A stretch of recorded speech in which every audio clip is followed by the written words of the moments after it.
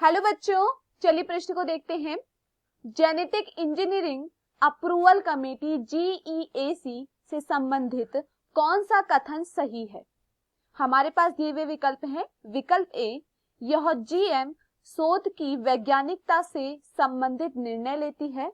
विकल्प डी, यह GM जीवों का जन सेवाओं में प्रयोग हेतु सुरक्षा को सुनिश्चित करती है। विकल्प सी, यह जीवों के आनुवांशिक रूपांतरण के प्रत्याशित परिणाम प्राप्त हो सकते हैं जब इन जीवों का पारिस्थितिकी तंत्र में प्रवेश कराते हैं। इसलिए भारतीय सरकार ने GEAC जैसे संगठन बनाए हैं। हम विकल्प डी, उपरोक्त सभी। प्रश्न की मुख्य अवधारणा है, मुख्य अवधारणा, इस प्रश्न की मुख्य अवधारणा है इस प्रश्न की मुख्य अवधारणा है GEAC।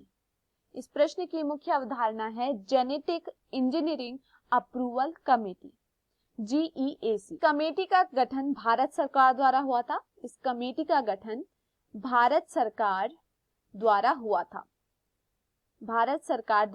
था। इसका जो मुख्य कार्य है, इसका GEAC का जो मुख्य कार्य है वह आनुवांशिक अभियांत्रिकी से संबंधित प्रयोगों को अनुमति देने का है। जो आनुवांशिक अभियांत्रिकी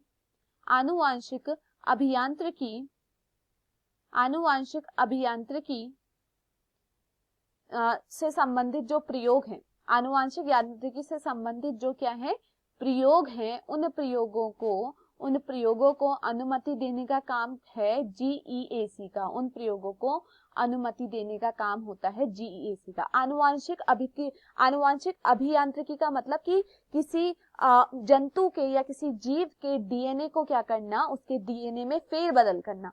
अब देखिए, ये फेरबदल जो की जा रही है, जो प्रयोग किए जा रहे हैं, इस प्रयोग में जो अनुमति कौन देता है? GEAC। बिना GEAC के अनुमति के यह कार्य नहीं किया जा सकता। तो इसलिए यहाँ पर क्या है, GEAC क्या देती है? अनुमति देती है। जो प्रयोग द्वारा जो आनुवांशिक रूपांतरित जीव होते हैं, जिन्हें हम क्या कहते हैं? GMO, आनुवांशिक रूपांतरित जीव कहते हैं। तो इनको जो अनुमति देती है वह अनुमति भी कौन देती है? GEAC। देखिए, प्रयोग करने की भी अनुमति GEAC देती है और प्रयोग के बाद जो भी आनुवांशिक रूपांतरित जीव उत्पन्न हुआ है उसके लिए भी अनुमति कौन देती है? GEAC देती है। चलिए प्रश्न को देखते हैं। Genetic engineering approval committee GEAC से संबंधित कौन सा कथन सही है? हमें सही कथन बताना है। हमारे पास पहला विकल्प है, पहला कथन है, यह GM का मतलब है आनुवांशिक रूपांतरित शोध की वैज्ञानिकता से संबंधित निर्णय लेती है। यह सत्य है। यह निर्णय लेने का काम किसका है? GEAC का है, जेनेटिक इंजीनियरिंग अप्रूवल कमेटी का।